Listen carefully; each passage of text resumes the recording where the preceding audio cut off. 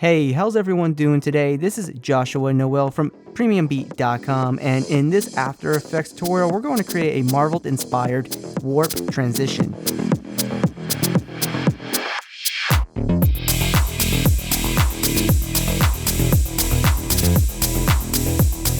So here we are inside of After Effects, and let's just get started. We're going to go up to Composition, New Composition, and I'm going to call this one, Main Tutorial. And I'm using 1920 by 1080, 23.976 frames per second, and I'm only going to use a duration of probably like 10 seconds. And we'll click OK. And we'll come over here, go up to Layer, New, Solid, and we're going to create a quick background, let's call this BG, and click OK. And we'll go up to Effect, Generate, Gradient Ramp, and we'll come here and put the black point here in the center of our layer. And we'll change the ramp shape to Radial Ramp, and we'll come here to the start color and kind of do like a nice dark blue, and go to the end color and also do even a darker blue than that. So I'm going to go ahead and grab the textile tool and type out our text, and I'm just going to come here and type out PremiumBeat. So I'm using the typeface BeatBaz Nuu, and I only want to have the text in the form of stroke instead of a fill. So what I'm going to do is come over here to our character window, and I'm going to go ahead and swap out the fill and stroke. So now we only see the stroke of our text. And if you want to change the size of the text, you can always come over here and type it out to 8 or whatever size that you want this to be. I'm going to just keep it at 6. And when we're done here, grab the selection tool, go up to Window, Align, and let's come over here and just center this up. And then let's go ahead and grab the rectangle tool and just kind of draw out like a nice sort of border around our text, kind of like that. That should be okay. And let's come over here and let's duplicate the shape layer and just come over here, scale it up by a touch, and maybe break the chain and kind of just keep this a little bit proportional. So now we have this double stroke for a rectangle here. Make sure we'll just select both of our shape layers here and center those up as well within our comp. So now that we have our elements in here, and of course you can use a logo or whatever you want to use, go ahead and just pre-compose all your elements except for the background layer by going up to Layer, Pre-compose, and we'll call it Placeholder. And we'll click OK. So the reason why we're pre-composing this is so that we can easily change out the elements later if we need to do that. So that's always cool. And now we can begin actually creating this transition. So what we're going to do is kind of have a pre-animation in here. So maybe hit S on your keyboard for scale. So what we're going to do is increase the scale by a little bit. And we'll add a keyframe for scale and go forward by 2 seconds and set this down to 100%. So what we'll have is this nice scale animation for over the 2 seconds here, so we can make out what's on the screen. And then at this point, we'll start kind of adding those blurs. So let's go to Effect. So make sure the placeholder is selected. Go to Effect, Blur, CC Radial Fast Blur. And we'll add a keyframe for the amount. And we'll set the amount down to 0. And we'll move forward to maybe like 4 seconds or so. Maybe we'll do like 3 seconds. We'll move forward to like 3.5 seconds here. And we'll set the amount to 100. So now we're going to have this really, huge blur effect going on here. And, that's looking just fine. Then let's go to Effect, Stylize, Glow.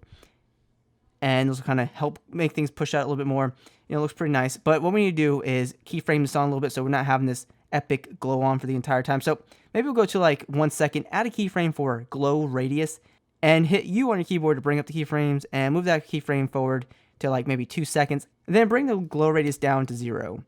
So what's going to happen here, we're going to have this nice glow effect coming on, and basically we're going to have like these nice streaks coming out and looking pretty good. Then the last thing we want to do is kind of change the color of the blur here. So let's go to Effect, Color Correction, Tint. And around maybe 2 seconds, let's add a keyframe for Map White to, and move forward by like a couple of frames here. And we can come over here, go to the white, bring up the box here, and maybe set the color to more of a nice light blue or whatever color you want to use. I like light blue in this case, maybe like that. And that'll kind of help change the color of everything and make it seem a little bit more noticeable. I think it's really cool.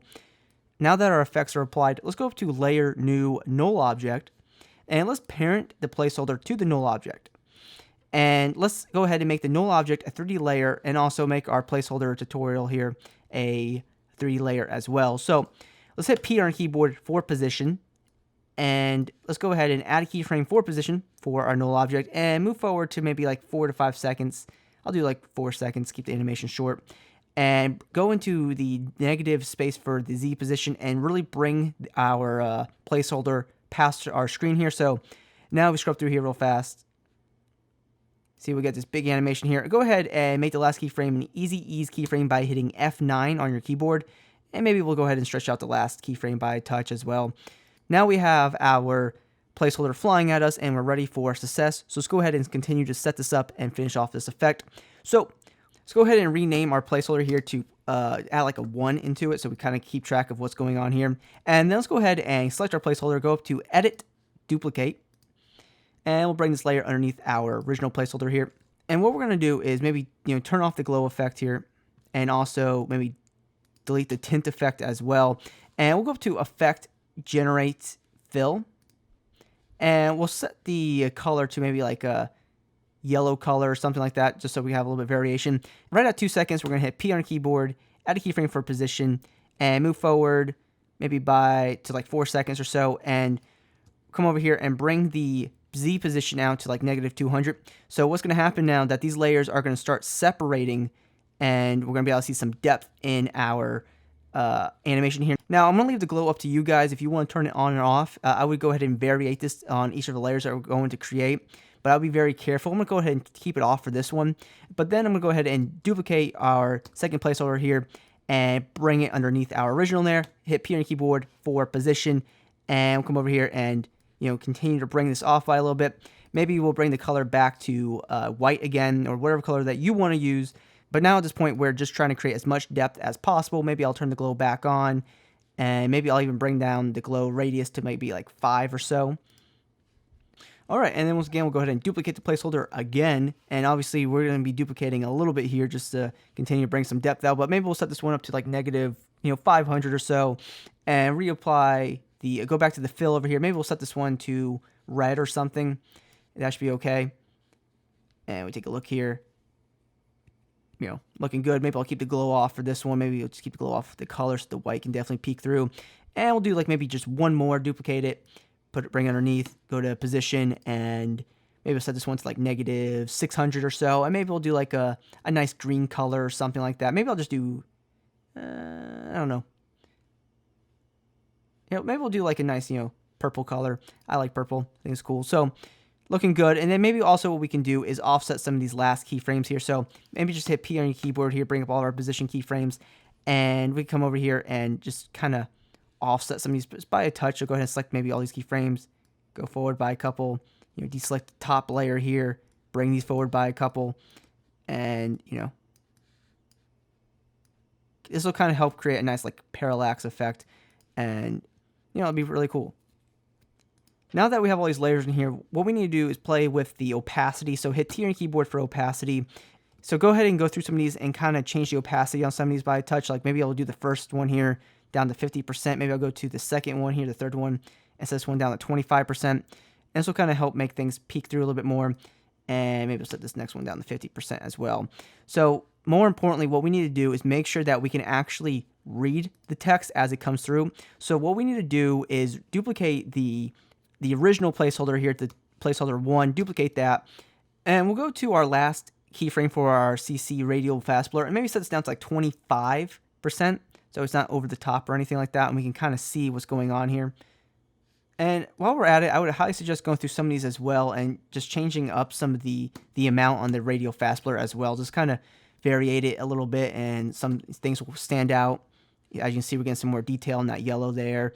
And, that looks really nice, and we're starting to really mess with this a little bit and, make something unique here in this transition. And maybe not so much for the red. I don't know if I like that so much. Maybe we'll keep that like at 80.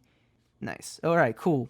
So we're looking really good at this point, and for the most part, this entire thing will animate off, and it's all set up for success. So looks really nice. And after a quick render, this is what we have. It's a little bit slow pace for this transition, but you can always speed this up by moving in the position keyframes. But you guys get the idea. So I hope you guys enjoyed this video. For more tutorials, please be sure to check out our blog at PremiumBeat.com. And if you're in the need for royalty-free music, we have a huge library full of great music for your projects. And once again, thank you for watching this video. And this has been Joshua Noel from PremiumBeat.com.